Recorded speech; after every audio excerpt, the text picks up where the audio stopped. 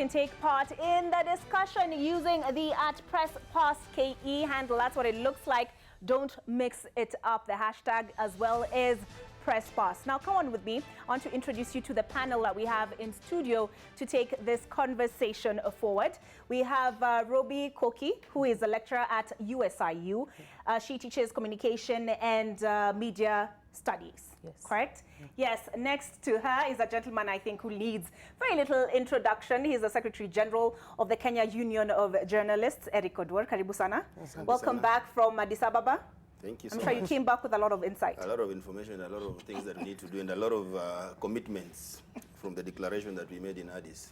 Okay. Yes. And next to him is another gentleman who is frequently on the show, and that is Victor Bwire. He's the head of media development and strategy. Yes. Okay, and you have a lot to tell us from the Media Council of Kenya engagement in Naivasha, was it? Yes. You had gotten into a bit of trouble over Nairobi and Naivasha. Yes. You had gotten into a bit of trouble, I saw online, over gender balance in terms of the panels. From people who don't read, don't worry. Okay. Yeah, there are people who read selectively, so they had read what they wanted to see, okay. But it was dealt with. All right, okay, so now let's see what the man on the street has to say on the subject of, is the press free to cover any story? Mimi naona kwangu hawajapewa freedom ya kutosha ili waweze kukava zile stories ambaye inatendeka katika villages. Wanahabari kidogo naona kwamba bado iko na shida kwa sababu hakuna freedom.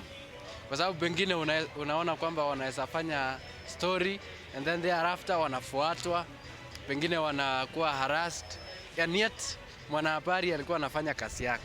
Sasa unaona sasa hiyo haitakuwa mzuri. Hata maybe watakuwa wanaenda kufanya story zao, the sources wenye wanaenda kuwafanyia story wanaanza kutoroka, pengine baada ya hiyo story kutoka wanaweza kufuatwa, na hiyo sio mzuri. Media Kenya sana haikuange na fair because kuna issues nyingi sana ambazo zinatakana highlightiwe but hawa highlight. Mostly kile chenye wana deal tu nayo ni kudeal na wanasema ni corruption, but ukijaribu kuona wenye wanasema ni corruption wana deal na mtu mmoja tu. Kila siku ukiona kwa magazeti unapata ni wale tu wenye wanaongelewa kila siku, na kuna developing stories zingine nyingi ambazo zenye inatakikana Wakenya wafahamishwe. Tukijaribu kuangalia kwenye press na kusikia kwenye maredio na kuangalia yale ambayo yako kwenye magazeti, inadifaa sana na vitu ambavyo inaendelea katika nchi. Media iko na uhuru wa kuchapisha historia yoyote ama taarifa yoyote kulingana vile wameipata. Juu kama sio media hakuna njia tungepata hizo historia zote. Kwa mfano, tukiongelea mambo tuseme historia ya ufisadi, tunaipata juu tunasoma magazeti, tunaangalia kwa TV, tunasikia kwa radio na kila mahali na social media. Media iko free kuongea kitu chochote, hata siri yoyote, hata kuhusu ufisadi, hata kuhusu politician wale wanafanya mambo mbaya. Media iko free kusema hayo mambo yote. Looks like it is not free, but we want it to be free. Yeah, because of the laws that have been put, we want media to be free. Tungeomba tu press pia kama kuna chambo, especially kwa hii ya siasa, wasiweke sana, glorify siasa sana at expense ya maisha maybe ya mwananchi. Wananchi pia wako na mashida mingi yenye labda Wakenya hawana information, ni kwa sababu hizo information hazifiki kwa njia mzuri kutokana na press. Welcome back. Those are the views of Kenyans on, is the press in Kenya free to cover any story? Now, the Media Council of Kenya carried out a survey of its own in April, and I want us to go through some of the findings they made, and particularly as far as confidence in the media is concerned. I take it, Eric and Koki, you've had a chance to look at it? Yes. Fantastic. All right, so let's see the main sources of news. 39% of those who were surveyed say the main source of news is television. Because the question which was asked was, overall, which of the following did you use as a main source of news in the last 7 days? 37% say they get their news from radio, 12% social media, 6% the internet in general, I guess. Okay, the internet in terms of websites, I take it, Victor? Yeah. All right. Newspapers at 4%, which is not very encouraging, and 2% use other. What is other, Victor? Other largely is informal means of getting information, where the two-step flow theory, where you can get from a friend who read, then he told you, did you hear today? So that's largely what we branded as other. I mean, that you could get information not directly from a news source, but from a person who might have read a newspaper, and he tells you, yesterday I read. Yeah, so that is largely what we consider as others. That would cover other.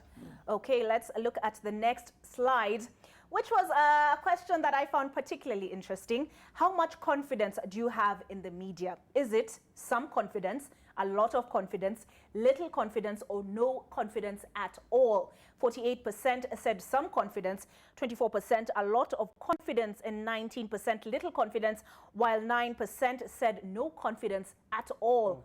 Again, what are your views on that? I'll ask you the same question that the Media Council of Kenya asked, which is how much confidence do you have in the media? Do share your thoughts. The handle is at Presspass KE. All right, reasons for respondents' confidence in the media. The majority, which is 23%, said reports on important issues. I'll just move on to the next slide. The rest is quite long. And then the other question that was asked in that survey is, do you have any problems with how media reports issues about your county or community? We've also asked that question online. And 11% said yes, they have issues, and 89% said no. So I guess that means there's a lot of, that's basically, it's what, a pat on the back for the media. But there is room to do better. Media that misreports. Social media takes the cup on that one, 36%, radio 28%, television 20%, internet 9%, and newspapers 7%. The key takeouts, of course, are that news is the most watched program as far as broadcast media is concerned. Print not used frequently as an information source. And social media is pervasive on account of affordable internet-enabled phones, competitive data bundle plans, and popularity of different social media platforms. Confidence in media is the verdict, is high. Is 48% some confidence in the media really high? Koki. From a research point of view, you normally add the two. So you'll say 48 and 24, so that's about, what, 70%? Yes. And that's a reflection of, which is true, across researchers in Kenya, that Kenyans trust traditional legacy media more because of the process of verification. And even if they're able to get information from social media, they always turn to the media to give them the final word. Okay. Yeah. Eric, in your experience, are these survey findings reflective of the true situation? Yes, I think that reflects what Kenyans think about the media, because definitely media still remains the source of credible information that Kenyans are looking for. Still remains the source of a platform that gives Kenyans opportunity to air their views. So I believe that research was somehow accurate. Accurate. Yes. Victor, you commissioned the research. What stood out for you? What is it that when you're going through the report, you're like, okay. I can tell you, thanks. In addition to commissioning, we participated. So this was a research that we commissioned, accompanied, but Media Council staff from the research department were involved, specifically because of issues of quality control and the rest. But key things that grow, I can tell you, we have not even agreed, even as a team within the Media Council ourselves. We are doing two of the questions. We are doing validation. We'll call in people to come on, because the issue of TV overtaking radio was not taken lightly, and we have argued and as the main source of news. Yes, I mean internally we have even checked. I've seen from Germany, we have checked in the US. The studies still showing that TV has overtaken radio, but we are not convinced ourselves. That was a bit unsettling, I take it. Yes, but if you look at the previous studies that were done in November, December, I mean the difference was very 1 or 2. Again, radio was still high. So, but we're also looking at it and say maybe because the research was done around Easter, a lot of people are at home. It might, but if you look globally, is that TV is still leading. So that's one of the questions we'll be doing a validation on, just to be satisfied that does it. Again, the issue of confidence, while like colleagues said, the latest InfoTrack research last year said media still leads as the most trusted institutions in Kenya, but we are saying those figures might be a bit high in terms of 70-something. So we convince ourselves just to check. We are not doubting, but we'll do a validation again on those two questions just to say, is it true? Might the margin of error have been high or something? But Victor, this is how I see it. I think that also opens opportunity for another study, just to find out why is it happening. Because, you know, people have always complained about the content and the information that is given by the radio. So it means that probably the shift is that people probably are getting fed up with the kind of the content they get from the radio. So I believe that instead of just doing the validation, we can go further and do probably another study and find out why are people now shifting. There could be some good information that can actually help us. Coming out of the forum yes. That talked about witchcraft adverts, sexual, sexually explicit content. That was largely part of why people are running away from radio specifically, or broadcast generally, but radio specifically. That there's a lot of adverts on witchcraft, muganga kutoka Tanga, anatibu sijui what. Then there was the issue of betting, and that, I mean, especially there are programs, especially on vernacular radio stations, which are specifically from 10 that just talks about witchcraft and witchcraft. It's not one station, it's not two, nearly 40-50 stations that have specific, including a national, and people pay for it. And what has happened that we asked some of the presenters, why would you say, for example, there's this and this, and you know it's right? They say the advertising department are pushing us because a lot of people get money from those things, and people are paying. I mean, they just the same thing with the miracles, the suspect miracles on Sunday on TV, and a lot of channels are giving out 2-3 hours to miracle workers who are not necessarily the true miracle workers. So that has made people lose confidence a lot in media, that even where you know there's no known HIV medicine, but you are telling us there's muganga kutoka Tanga, anatibu Pemba, anatibu ukimwi, anatibu mapenzi, and you know those things. Okay. Yeah, but there was a study that was commissioned by DW Academia, and they actually confirmed what they said about television and radio, more or less, because television, you know that people will be relying on news and be relying on content that is verifiable to some extent. With the radio, merging professionals, I don't know whether it's professionals or picking entertainers to tell, the creatives to come in as commentators or show presenters and all that, and the need to drive revenues up. Of course, then the content will need to lean towards being kind of not meaningful. I didn't want to say nonsensical, but meaningful in the sense that now they are just selling a product more than they are selling the content. And radio's origin was about storytelling and people being able to listen to stories or to verify issues for them, or clarity, because it gives you the length of and depth of information that newsprint gives you. So people relied on that orality to clarify things that they know. But now most of the radio shows, like we say, are supposed to be entertainment, and most of the content is crafted on spot. There is no thought put into those the discussions. For example, I know of one show, what happened yesterday informs what happens today. So if somebody says something ridiculous, that's picked up for the next day as conversation. That just basically means there is no preparation in terms, journalistic preparation in terms of what is being Which brings me to my next question. Have we made enough of a distinction between the press and the media? Because I know when people think of press, they think the printing press. But the press is not limited in my understanding. It's not necessarily limited to print media, but generally journalists. Yeah? And this is something that came up, I think, when you were launching the report, and it was a question that was raised by Dr. Levi Obonyo, and it'll be on your screens in just a second.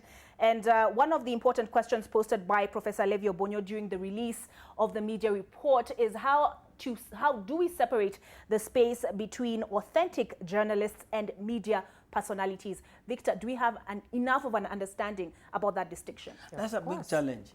We have journalists, we have media personalities, we have media operatives, and we have media workers. The fact that you work in a media house does not necessarily make you a journalist. And that's what like comedians who occupy most of the space, especially during the morning hours and evenings, they occupy a lot of time. But these are comedians. But people have never made the distinction. So long as somebody is behind a microphone, he's called a journalist, which is not true. Journalism is a profession where people go to universities or colleges, mid-level colleges, graduate. Journalism is a profession by virtue of it has a code of ethics for the practice, which is in the Law Media Council Act, second schedule. Journalism has theories of teaching, where people, teachers and using theories that are. Journalism has a way, systematic way of marking, examining, and yes, they do exams. But people who have a talent, yes, they might make people laugh or cry here and there, are not journalists. So we need to make a distinction between media personalities, media operatives, media workers, and journalists. Okay. I think Eric, if I could bring Eric in at that point. Eric, do you think people's failure to understand the difference between the two and banding us together might inform that 9% of people who have, what was it, no confidence at all in the media? Yeah, definitely that is a problem because the public which we serve, to them, when they listen to radio or they watch television station or read newspapers, they believe that all of us, we are the same. We come from the same profession, which is not true. Because if you listen to radio, especially the morning shows, there is nothing journalistic in the content that actually is being aired, like Kokia said. What is there is entertainment, and I know entertainment is just an aspect of what the journalists actually are supposed to be doing. But now actually it occupies the most of the airtime that radio is using. So what needs to be done is that we need to separate. And I think that's where now the problem is. We need to separate between commercial interest and also journalistic interest, because these two groups actually are serving different interests. Journalists want to remain as professional as they are, but on the other side, they are also now being pushed by the for the commercial interest also to see how they can also drive in revenue. And we've received a lot of complaints as a union, whereby nowadays, now the media owners are also now pushing journalists also to go out there to look for advertisements. And that actually is now going to affect the independence of the media. You said about Kenya actually dropping spaces. You know, those are some of the questions that are actually asked when the survey is being done. It's not just about journalists who are attacked and actually that now form the overall ranking of the country. No, there are several indicators that are used actually to gauge and rank a country. And editorial independence is one of them. The legal regime is also one of them. Physical environment is also one of them. So if you are talking about a journalist who is also expected to do editorial work, then after interviewing a governor, then the journalist is also going to ask the governor, the governor to tafutia advert. You see, that's now where the problem is. We need to distinguish professional journalism and the commercial interest of a company, so that the commercial department of a company can drive revenue collection. Journalists also drive editorial content that is produced using the professional code of conduct following the professional code of conduct that has been established by the law. Okay. And you raised the issue of Kenya's ranking. 100 out of 180 countries in 2019, they've come down. We've come down 4 places. So I just want to look at what Reporters Without Borders had to say on the subject. They say Kenya has seen a slow erosion of media freedom in recent years. The political situation and the security concerns have been, one second, let me just make that a little bit clearer for you.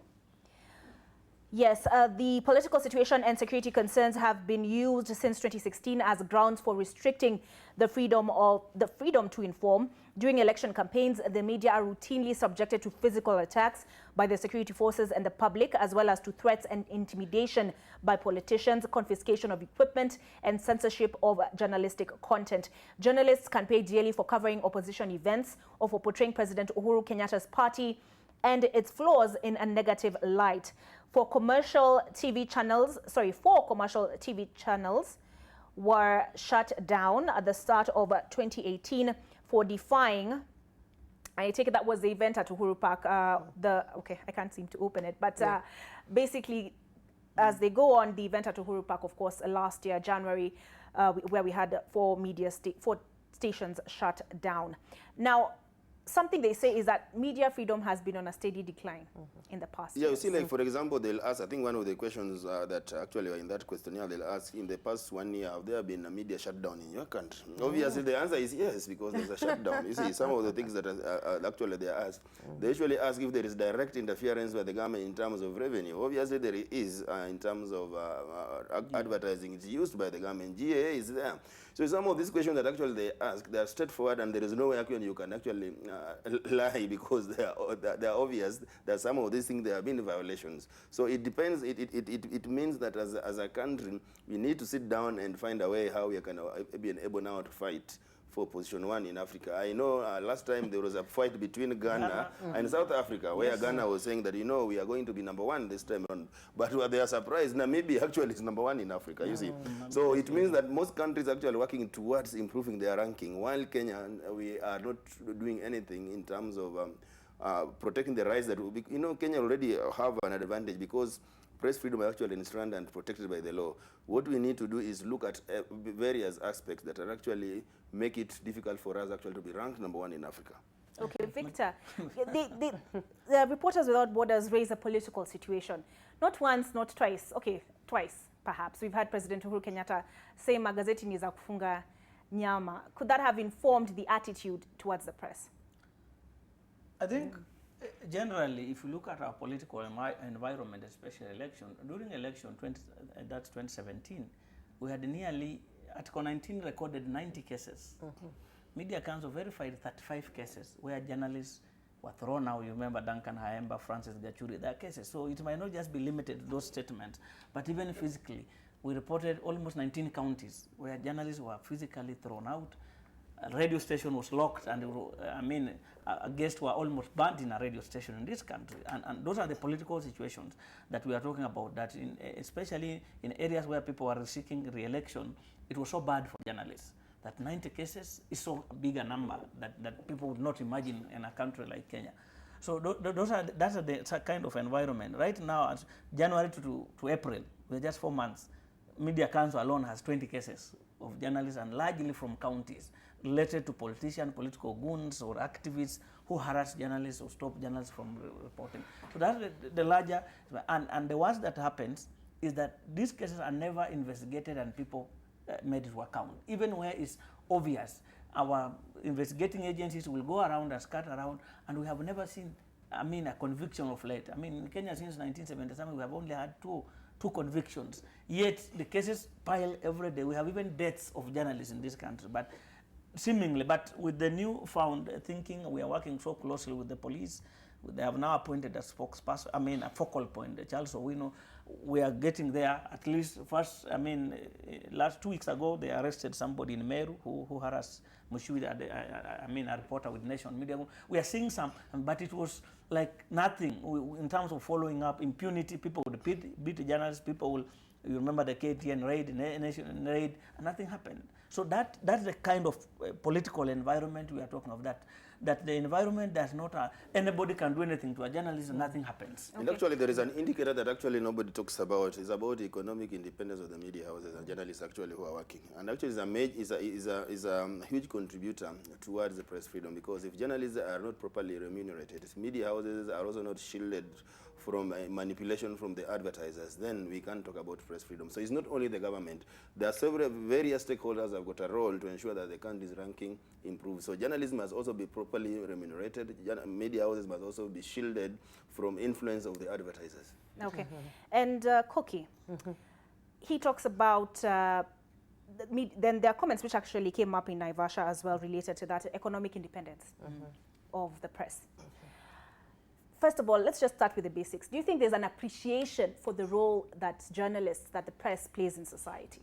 Let's just start there. You've just in had Kenya. It. Of course there is. There is. And you can see the normal Mwananchi is telling you from the voice boxes that really they see there is a problem with how the media has been run. Media over the years has changed in terms of how it has been seemingly being independent, reported stories. And now we feel the gag. And the gag is real. So now even the common Mwananchi can be able to see the gag. So it's not about lack of appreciation. It's just about the fact that the media has to take control of its territory, the trusted territory that you'll be given by the public, because you are viewed as the public, the voice of public interest. And people want to be able to be told stories, come home, get the latest from you. So I think I don't have a problem with the public in general. What I have a problem with is how proactive is the media in making sure that they safeguard that space. And some of the things that we're talking about, having comedians in the media houses, having media, he said workers, I don't know what the difference is. Workers, personalities. Yeah, is that then we can't practice journalism as a profession, because journalism has the tenets. It has what is what dictates what's newsworthy. It has rules and regulations. It has the code of conduct. And therefore, if you're operating in an environment where people don't understand the basics, the standards, the gatekeeping role within media itself. If you read theory properly, media is built on the gatekeeping role. So if that can't be practiced, then there's a problem. You cannot then come out and tell a story, because you yourselves in the media are not, the people in the media are not familiar with what is important. And that's why a journalist will be told to go follow a story and then also follow an advert, which is not in their training. That's why we have marketing people all over the place. We have MBAs. That's their work. It's their work to be able to see how a media house can make revenue. It's not the journalist's work. And what is happening today, and what media in Kenya should realize, your business model is untenable. It's not the business model that is being run in the world. Big media houses like The Guardian are going into subscription. Big media houses are going into selling content. So if you don't have time to prepare content that will be sold, then it is your loss. And the other problem we face is social media. Of course, they come with that competition in terms of breaking stories, you know. But I don't get quite into social media just yet. But your view on change of business model. We have Ole Shitemi, who says changing business model for media is being underlined as a key aspect to guaranteeing media freedom. And I see something that was said, let me just trace it. Something that was said, yes, by the president of the Kenya Editors Guild, and that is, I take it, Otieno Churchill. And he said, he says, this was at the Great Rift Valley Lodge in Naivasha. He says the question of funding media houses should not be left to media houses alone. We delve into that economic independence right after this break.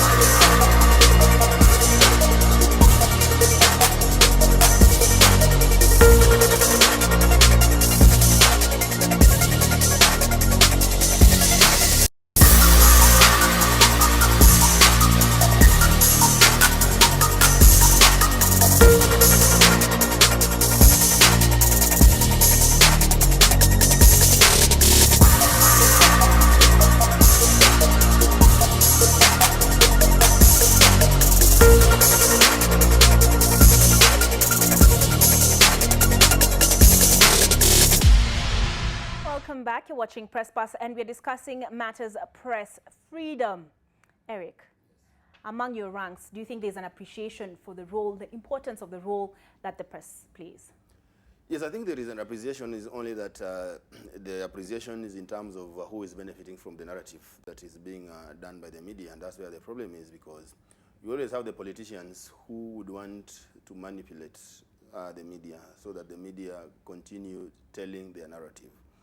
But obviously the media has got a bigger role to the public, so that it's able to inform the public on what is going on, so that public is able to make informed choice. And actually, if you look at the theme of this year's World Press Freedom Day, was around elections and democracy, because it has been believed that if we have for us to have a just society, a society that actually respects governance, we must have a free media, a media that is able to air the views of the wananchi without being compromised, without being manipulated by those in power. So the media, yes, it's appreciated by the public, but for the political class, they appreciate the media when the media actually is telling their narrative. Okay. The theme you mentioned for this year's World Press Freedom Day is or was the role of media in elections and democracy. Victor, I'll pose that question to you now. Do you think there is a sufficient appreciation of the importance of the role that the press plays? Yes, there is a lot of appreciation. Obviously, there are few people who make a lot of, who are hard not to appreciate, but that's 70% plus in the research, and other research have been done that have some confidence in the media tells you that people appreciate. And criticizing does not necessarily mean that people don't appreciate you. That people appreciate, but criticism is also an accountability measure, that media is a public interest good, and a lot of people will not be satisfied, will share their, when they feel you have not done well. That's just a reminder that you are doing something and people are observing. So to me, where I hit, I'm happy, and the researchers have shown that people still have a lot of confidence in the media. I see people consuming media, even those, I mean, somebody was telling us today how people, especially because of those adverts, people are photocopying the Nations and Standards and selling a 10 bob. 60 shillings is so much. So people are buying one newspaper in the counties, photocopying and selling. That tells you if somebody can go to that extent. If I look at like the free newspaper, the People Daily, or how people fight for those copies on this, that tells you there's something.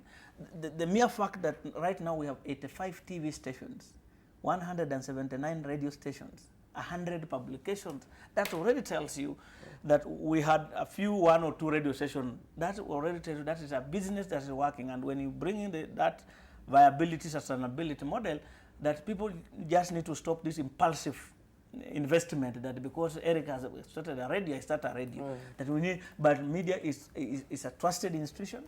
A lot of people depend, and media has a big role to play in elections. If I look at people who fight for space during elections, the number of politicians who open radio station and they're the editor, the reporter in their radio, that already tells you how media is central in any messaging and any campaign. So that is there are weaknesses, obviously, because of what you want to ask.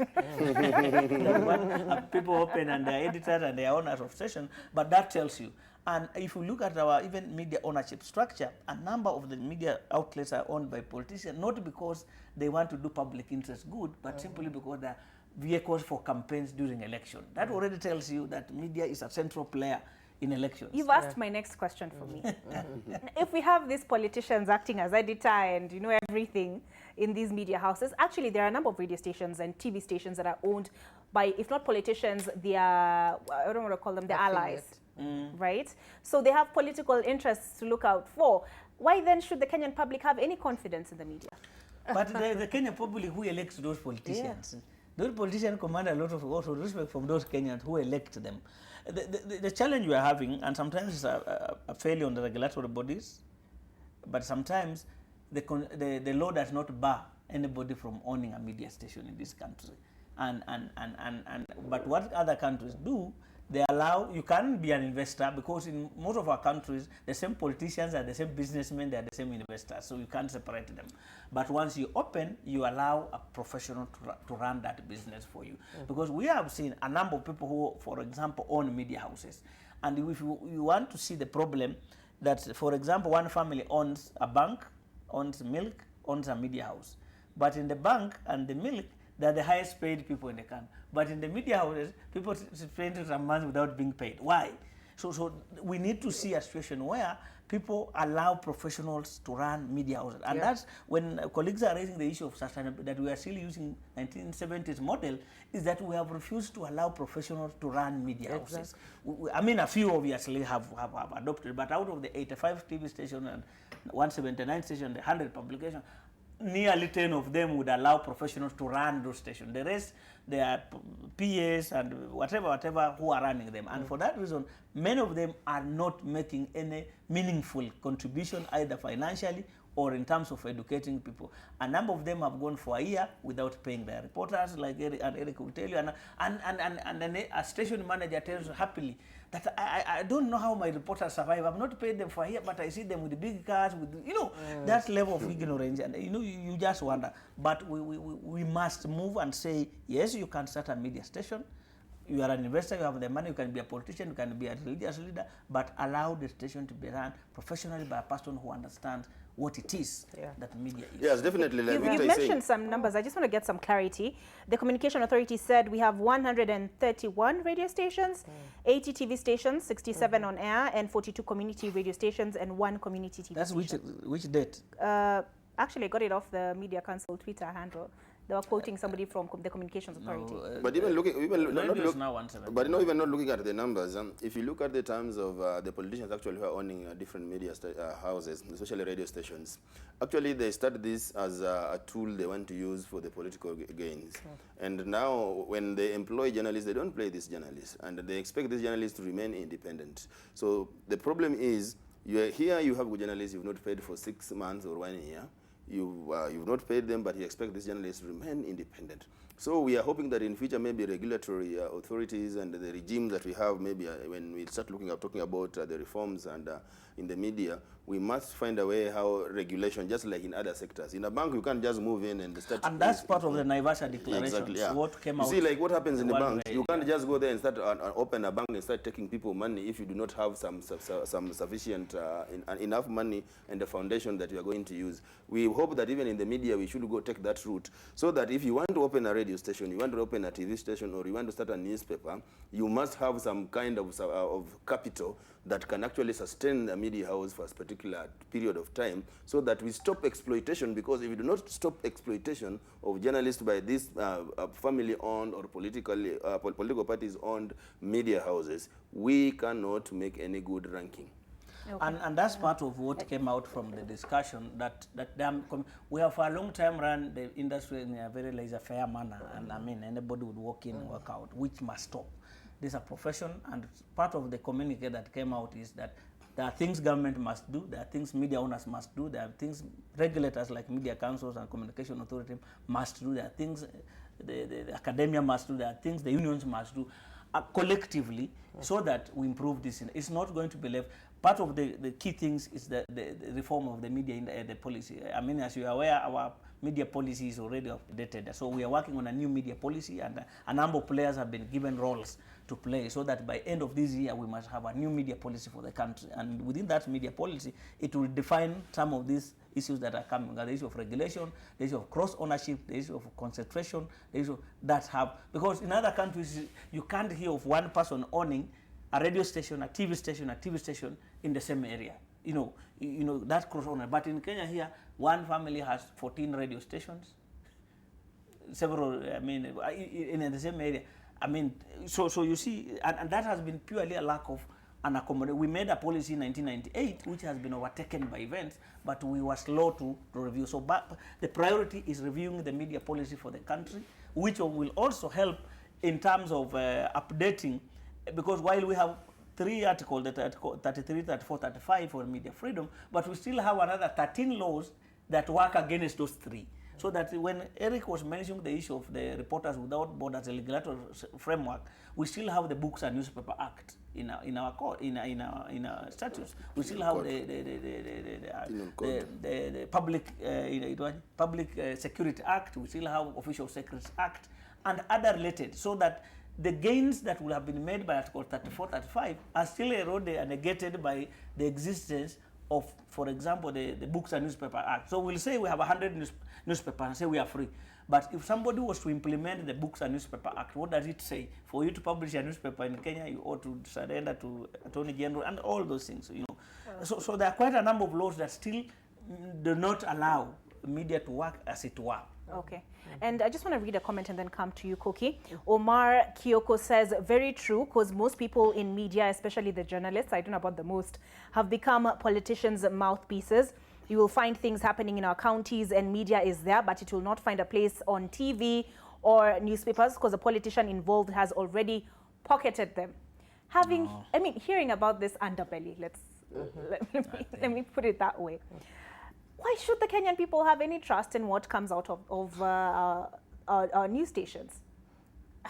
But I think we've discussed that and it's clearly said that in terms of putting together, aggregating information and making sure it reaches the public, it's the easiest way. I know today we have social media. You can get like hints of what is happening and why it's happening. But really for verification, we come to the media. Sometimes the media, the TV or the radio is a point of socialization. So people still trust those that legacy media to give them information, and it is believed that that information is sieved, that information is verified, that information is collected from sources, albeit the fact that sources have become so clever, so if they want to find their way into media, they can easily do so. But the bottom line is, at the end of the day, if you want to look critically, where can people converge to get information? It's media. And the fact that there are a few doctors who can be bribed has not stopped people from going for hospitals to see doctors. Yeah. The fact that there are lawyers who are also compliant does not mean people not to go to. So the fact that there are few journalists, and there are quite a number that who are also not professional, and it's a fact, will not necessarily make media not as trustable. But we have to deal with that also, that in self-reflection, that a number of us are not behaving in a manner that is consummated with a professional. And for that, we are calling out those people who walk around as journalists or who are journalists and are unprofessional in their work. And we have allowed media houses as a first call of operation that if a case is reported of where your journalist was bribed, whoever, they take action. And we have a list of journalists who have been sacked from media houses on those allegations. So, you know, media is not a rogue industry. There are procedures and processes where if somebody messes, is unprofessional, there are internal policies either in the media house here in NTV. If it's their neighbor, CA or media council will deal. So there's no cause to despair. There's no cause. One thing that we need to realize, journalism has been there ever since, and it will still be there. Whether it is TV, whether it doesn't survive in the same medium, it is there to exist. It is the owners of the practice who must safeguard it, so that even if people are coming from whichever angle with their own ways of telling stories and how they tell them, they still have to believe in what we are telling them. So we'll worry if the percentage of trust in the media goes down. We'll worry if the managers in them, or if editorial freedoms are interfered with. We'll worry, because what are you selling? If you look at it critically, the product you're selling is news, and news is a resource that is not easily got. Try to put a blogger here and a journalist here. At the end of the day, even if the blogger tells you which truth, you will still want to verify from the journalist, because this person has a process and procedure in which it is told. So for me, I think it is for us in the media, journalists, not even media houses, because media houses will come and go. Today, I can sit in my house and do a video like this, and I'm a media owner. So it's not really the media house. It's not really the structure. It is the profession that needs to safeguard its interests. Okay. This is what the chair of the Kenya National Commission on Human Rights had to say. That is Kagwiria Mbogori. Sometimes the saying that he who pays the piper calls the tune is true with Kenyan media. Sometimes news stories are influenced by the interest of their owners. I think we've made that point. You know, those are statements that are made, but with due respect, the Kenya National Commission on Human Rights is one of the most covered institutions in this country. And I've talked to their communication men who are colleagues and friends. They have never been paying journalists money for the National Commission to get that huge coverage. So some of these statements are good, they're made, but sometimes you want to look back and ask, are there procedures? If a journalist has been paid to write an article. This is anti-corruption commission.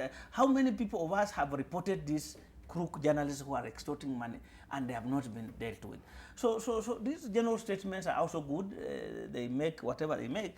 But sometimes if you look at generalizing and defaming a whole profession, sometimes it doesn't augur well. But we advocate for a situation where it's individual cases. If a journalist in any media house or a media house is known to have done this and this, then action is taken against those people. But Victor, we look at it this way. I know for a story to be released to the public, actually the story goes through several people, actually before it's approved to go to the public.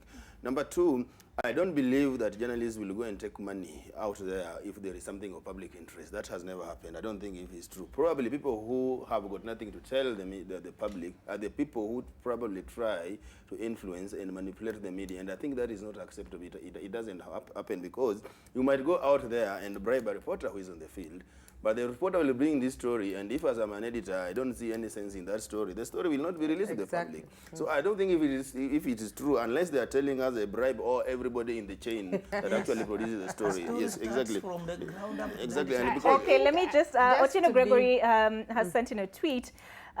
This is his contribution to the conversation. He says, just tell them to go to school and get the academic qualifications. Don't gloss over it. These are masquerades who have never stepped into any journalism class. Even people who studied chicken rearing and bullfighting have flooded the newsrooms, masquerading as journalists. Who are these people? You see, I think let's be fair. Organizations believe that if they call journalists for a press conference, that's enough to tell a story. But sometimes journalists look for where is the story. If there is no story, it will not be told. Have you packaged whatever you want to tell the media so that it is of public, national interest, it's newsworthy, it's something that people will be interested in. So, okay, I understand where organizations come from. They just imagine by appearance that they have a story, and sometimes they don't have. So it is not the onus of the media to decide, you know, how to, to just take in whatever they get from the public to tell. It is the onus of the organization, and that's why there's the element of PR. How do you package your event or story or your issue to be key enough for people to pay attention? I think that is, like Victor says, you know, the generalization that, oh, the piper is paid. And no. How have you made you yourself of public interest? Why should we give you media attention? You have to tell us why. Even if you're an organization that exists, and we've seen organizations that had CEOs that made us tell stories about them. So what is it that you're doing as an organization that really is of public interest and people? You know, this is what happens. Victor, I'll come to you, Eric, but I want to move to the issue of regulation. And this came up, I don't know whether this was in Nairobi or in Naivasha, but David Omoyo is quoted as saying by the Media Council of Kenya, there is an incoming risk where strangers oscillating between our ministry and interior claiming to regulate media, thereby amounting to a violation of the Constitution, human rights, and bringing confusion. Who are these strangers? Article 34 of the Constitution talks about Parliament, actually 34(5), to create a body that will regulate media practice and blah, blah, blah, blah, blah, and set standards. But under that act, currently, I think we have 3 or 4 bodies, and more, we have seen more coming up, also pinning themselves on that article.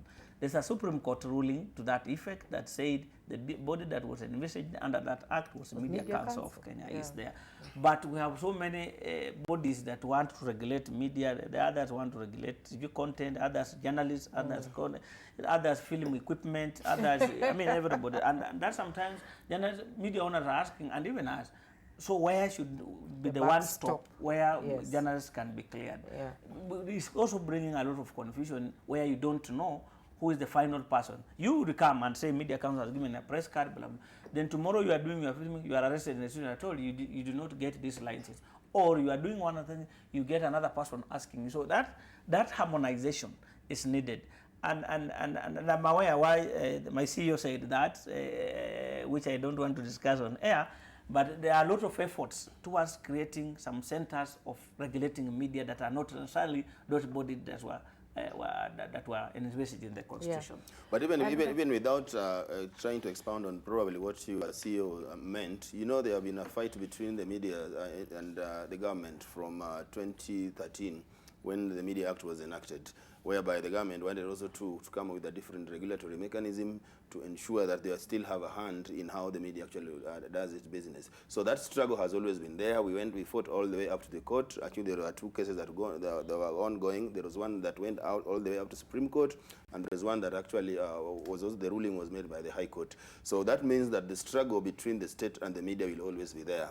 And if the government believes that the media self-regulation is not working, the government will always want to come in through the back door to see how it is able to push its agenda. So the struggle is always there and it will always be there. I think maybe just I'm not in the those circles, but I know over-regulation is one form of censorship. And over-regulation then will kill the stories, will kill the work vibe, will kill everything. And what I understood from the time Media Council became government, because we've been there all not through. Government. What are you, Saga? We are not government. Yeah, I mean, more or less a regulatory body. We know that then we could point at them and say, these are the people who will, take care of complaints. These are the people who combat. In fact, most of the time, and that's why they were being blamed about attending functions for media. They are seen as the overarching body. So now, somewhere along the way, there is a complaints body. There is another body that deals with another section, film. There is another body that deals with. So at the end of the day, we are like, okay, now what are we regulating here? So we need to have one strong body that actually handles those things that matter. Exactly, we have that one strong body, which is the Media Council of Kenya. I think there is nothing else we can expect if Supreme Court has already ruled that the body that was envisaged under Article 34(5) of the Constitution was the Media Council of Kenya. What is happening here is that we are a country which is full of impunity, where everybody wants to do something even if the law does not back them. The truth is, Supreme Court ruled that the Media Council should be carrying out this function. So what we need to do is to support the Media Council so the Media Council can carry out this function. The fact that the Media Council is funded by the government does not make it to be a government body. But it's supposed to be independent, because if you look at other bodies across the world, look, for example, Al Jazeera is independent, but it's funded by the government. So the fact that you are funded by the government does not mean that you are going to be influenced by the government, because by the end of the day, the media is expected to do what is the common good of the society. Okay. And what I want us to go on a break, but when we come back, there's some other remarks that were made by your CEO. And this one, I think, will go to Eric when we come back. He says journalists operate in difficult environments, and he encouraged media associations to promote solidarity in the industry. When we come back.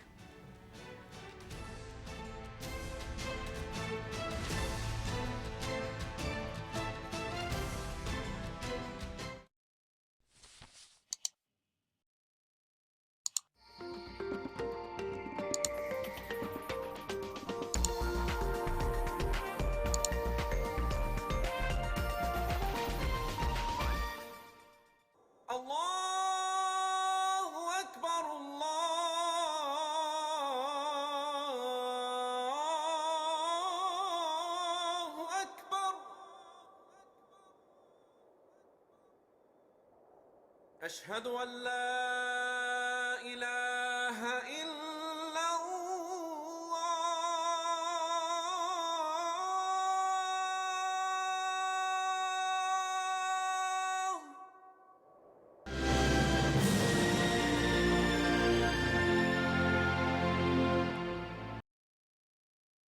Living in a trap house.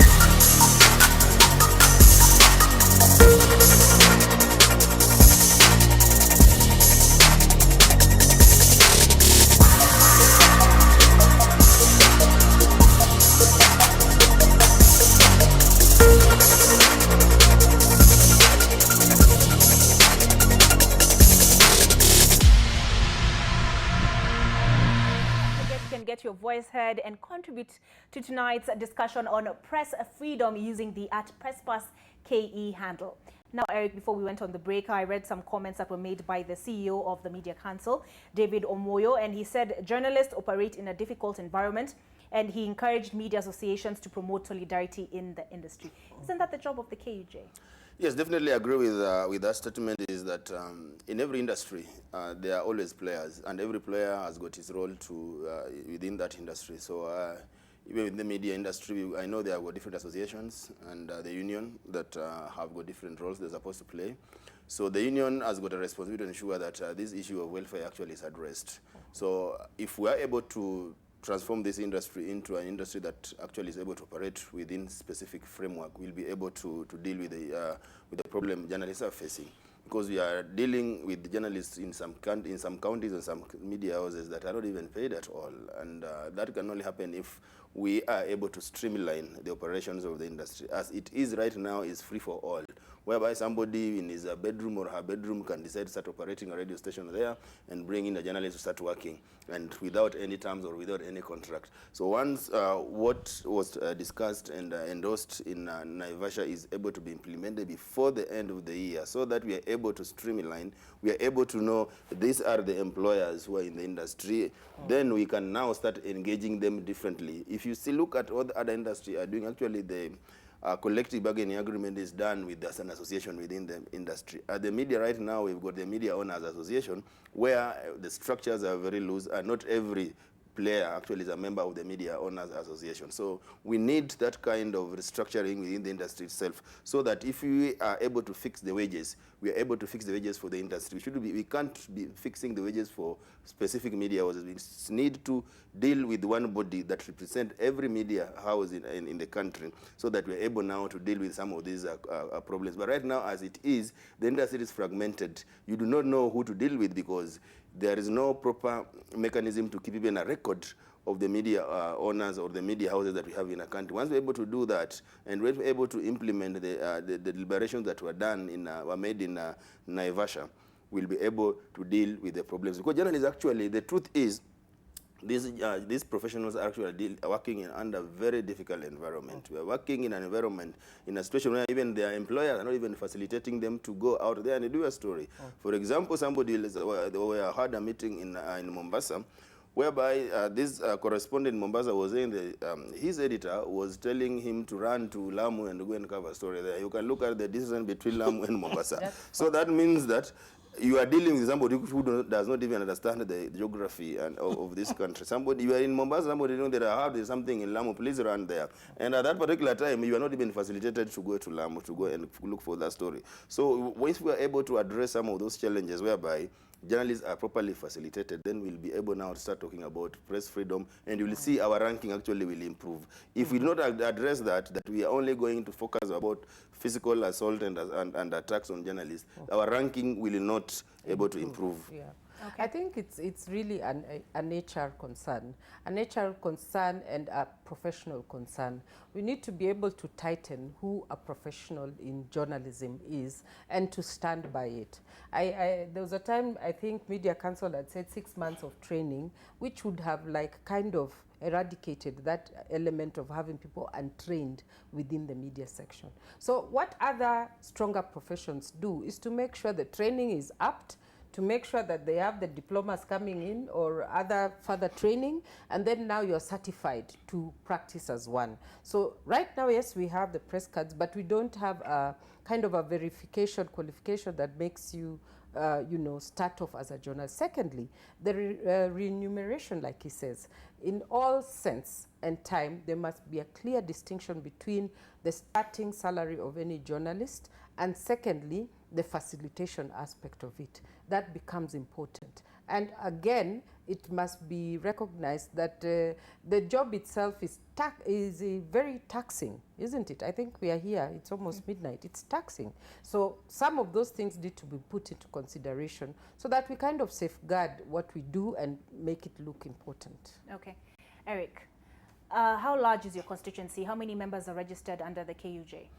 I think we've got a very huge membership, because there are two categories of membership, because there are members where already we have direct engagement with an employer, where we negotiate collective bargaining agreement for better terms and conditions of service on their behalf. Then we have members whom we are trying to support and work with, so that there are basics within that are required within the industry actually are able to be respected.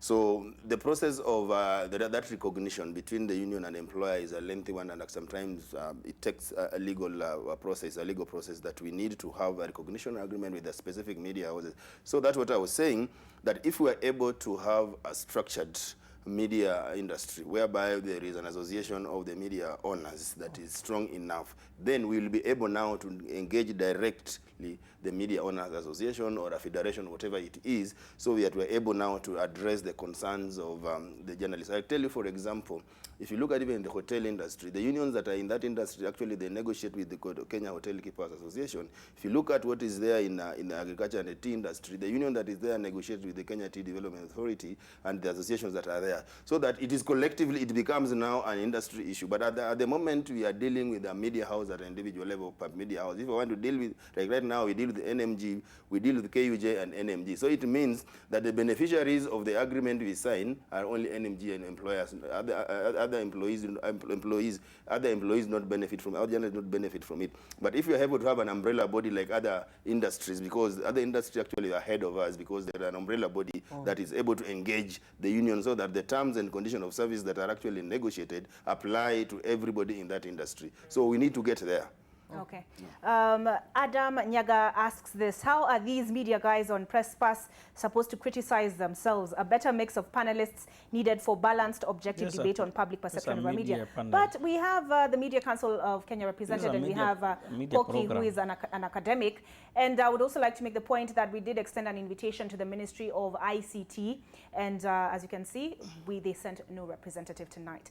Well, I want to move away now from the question of associations and go into an issue that was raised by Ezekiel Mutua. And he said the media needs to do a self-audit in order to better execute its role as a catalyst of social change. The question is no longer how to make the media more free, rather how to make the media more responsible. Do you agree with him, Victor? I think there are those arguments that media in Kenya is too free, that they need to, but those are arguments that the people who make them have the right to hold their opinion. But I don't think in Kenya we have a very big problem with responsibility. Those people like Eric who have traveled across or who have done research, our level of journalism is very high. I mean, comparably, and in this region we are comparing with Nigeria and South Africa. That tells you, look at how many, for example, awards Kenya journalists are winning. That tells you that, I mean, averagely right now you have first degree holders in most of our newsrooms. We have now PhDs in newsrooms. That's a very high level. And so for somebody to say our media is not, they don't know their responsibilities, sometimes they're entitled. But it's not even a being entitled to the opinion, Victor. You know very well that the people who are confusing, bringing confusion in the industry, one of them is Ezekiel Mutua. Ezekiel Mutua, Kenya Film Classification Board, has got no role in what the media does, but he will always want to have a hand in it, because the role is, Mutua is supposed to be classifying films that are going to be premiered on probably on the screen elsewhere, but now he wants now to interfere with what's happening in the media. If people can, like Mutua, can keep off the media in terms of coming up with the regulatory regimes that do not exist, then we'll be able to talk about a free and a responsible media. And like in the industry, I mean, I allowed SG to finish. Like in the industry, we are doing a reflection. Every year, accountants, lawyers, judges go for colloquiums and retreats, and media is doing the same. Every year we are sitting, and also we are not saying we are a perfect industry, we are a perfect profession. We also know that there are mistakes that are done, that the industry is changing, there are emerging issues we must deal with, and for that reason, media is always, I mean, we have never seen before the close working relationship, especially now through the Kenya Media Sector Working Group, where media are sitting and reflecting and saying this one. In fact, there's now a very coordinated way approach media is now relating with other arms of government or others.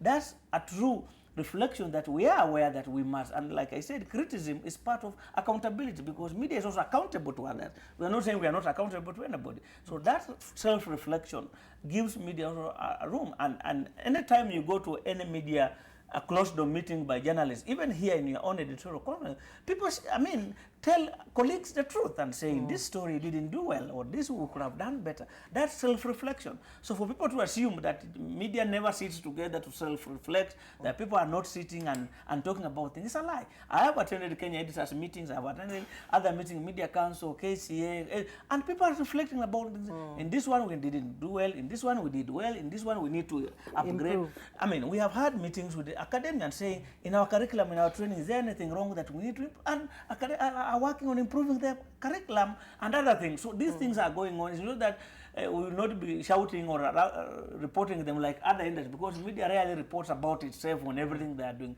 But there's a lot of self-reflection and reflection among journalists on how we are doing, on how we need to do better.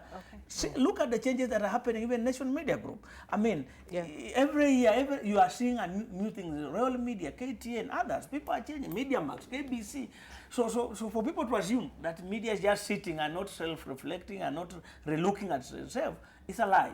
Maybe just Koki, to yes. add. Do you agree with Dr. Mutua? First of all, about what? Responsibility? Yes. Now, what you need to realize, and he's a good friend of mine, is that today the audience is totally different. I was reading his exact remarks were, the question is no longer how to make the media more free, rather how to make the media more responsible. No, I'm just going to say that he must realize today, whichever audience you're dealing with, and I was reading about Generation Z, X, our generation.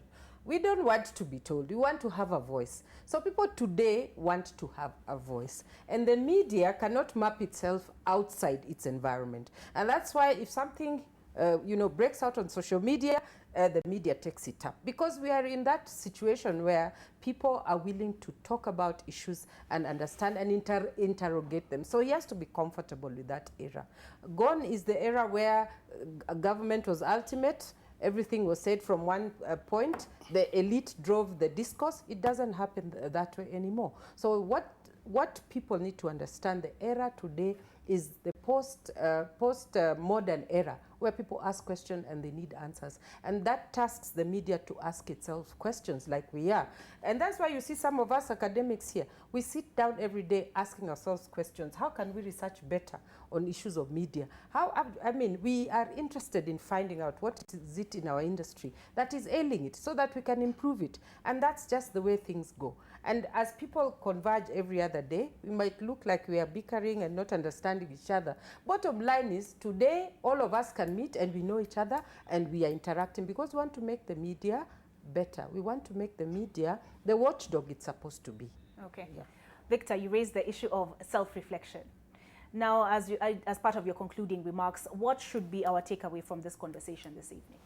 The conversation is that media is just like, in fact, media is a creative art. Things are changing in media every single day. Media is a heavy investment, both in terms of people who have trained and equipment and content. The public interest and expectation from the members of our audience is too high, and for that, media is not sleeping. And that's why I'm saying people are in every single day talking about media viability, sustainability, professional issues, training, and part of the resolution from Naivasha is that people came up with several takeaways. We have been tasked. There are people who are working on media reforms. There are people who are working on media viability strategies, trainings, and trying. There are people who are working on the media policies, and just to make sure that media responds and works in an environment that has changed. The issue of talking about how media is running using old models can no longer be an excuse. That we have people who are trained. This is a huge industry that people and government should also stop, and other people stop looking at media as only press conferences. Media is an industry that is creating jobs for people.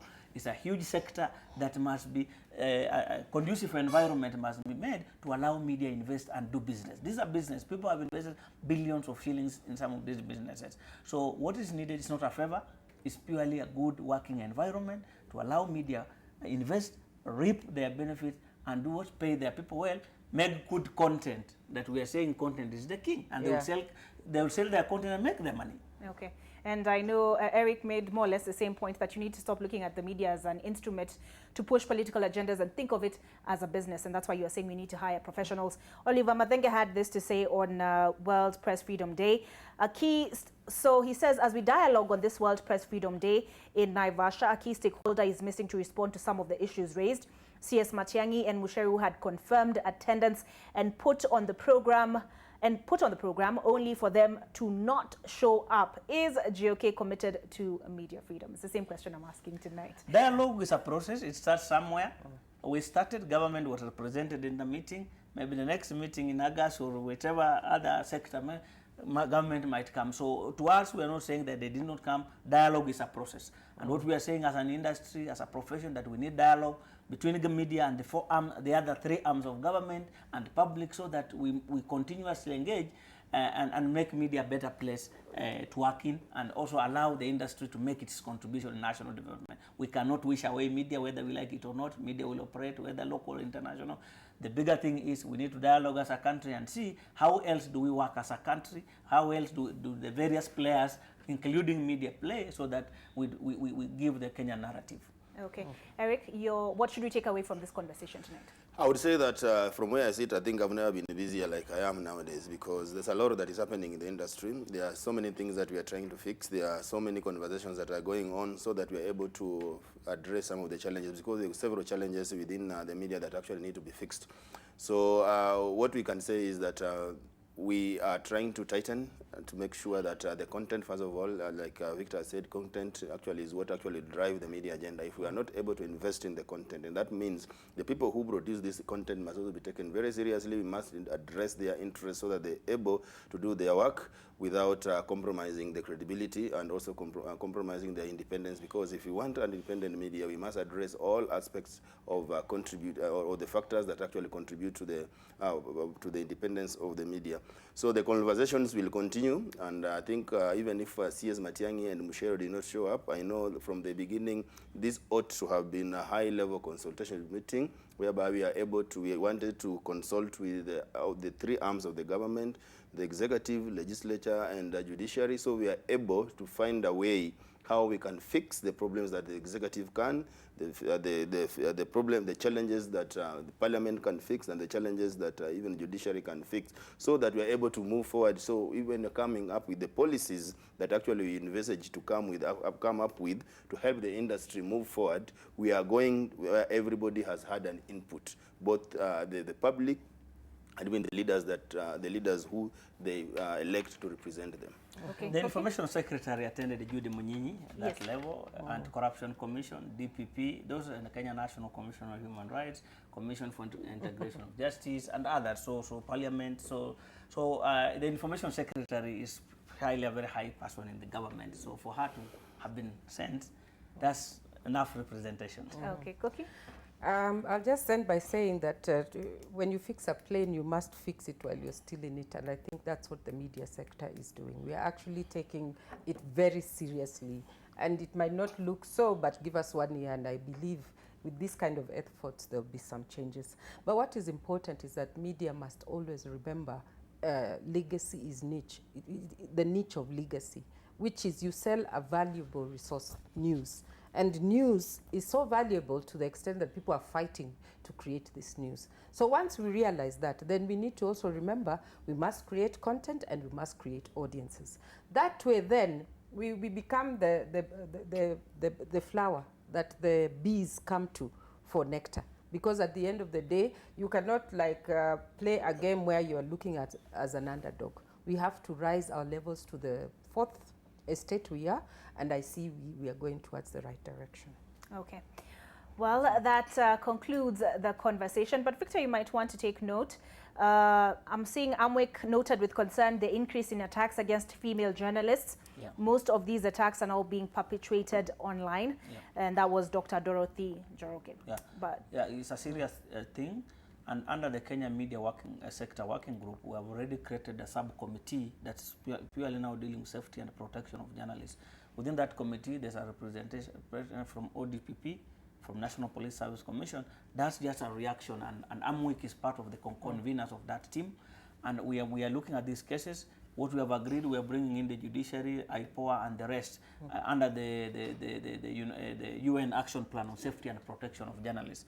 So we are creating aware that, but we are also putting up, because under the 3 Ps, prevention, prosecution, and protection, we're also doing the protection, the issue of safety and what, the issue of trainings proactively, but we are also aware, and a number of media houses now have the sexual violence, policies. We are now working around helping media houses come up with gender policies, gender sensitive policies, just as a way, and then we are scaling up trainings for journalists, to IREX and other people who have capacities in digital security to help women and other journalists just on issues of protection. As concisely as you can. Yeah, I was involved in that research quite a bit, and it is of course a concern. But I think also the media, especially women in the media, should be very cooperative in researches, because I can see the impact of just having a study on online violence has really changed mindsets. I remember when Robert Alai was attacking one of our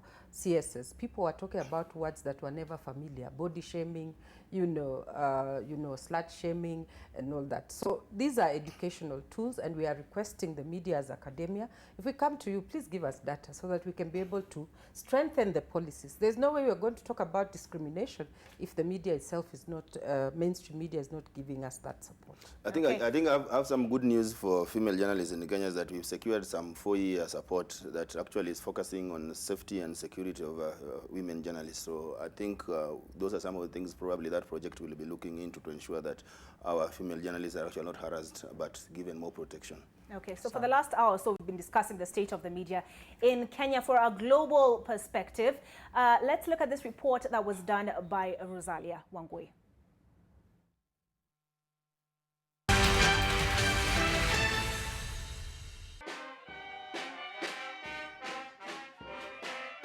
The journalist Santiago Enriquez was attacked by gunmen late Thursday in Oaxaca State, where he founded and ran a radio station, El Cafatal.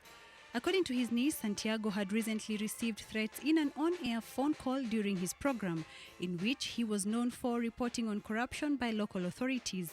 Watchdog group Reporters Without Borders ranks Mexico as the 3rd most dangerous in the world for the press after war-torn Afghanistan and Syria. Closer home in Nigeria, the female radio host of a popular morning radio show continues to spread the peace message despite threats from extremists decrying their operations and vowing to behead the women that work there. Over the years, the station has received video threats from Boko Haram and fellow Islamist insurgent groups in the Islamic State West Africa province. The radio station was started in 2016 and claims to have about 10 million listeners in northern Nigeria and parts of Chad and Cameroon. While in Burundi in March, the Burundian government banned the BBC and indefinitely suspended Voice of America broadcasts, alleging they spread falsehoods. Burundi still declines to lift the ban on the 2 international media services. And in Myanmar, the wives of jailed Reuters reporters Walon and Kyo So-o received the UNESCO Guillermo Kano Press Freedom Prize on their behalf on World Press Freedom Day in Yangon, Myanmar. The 2 Reuters reporters were sentenced to 7 years in jail for breaking the Official Secrets Act in a landmark case that has raised questions about the country's transition to democracy.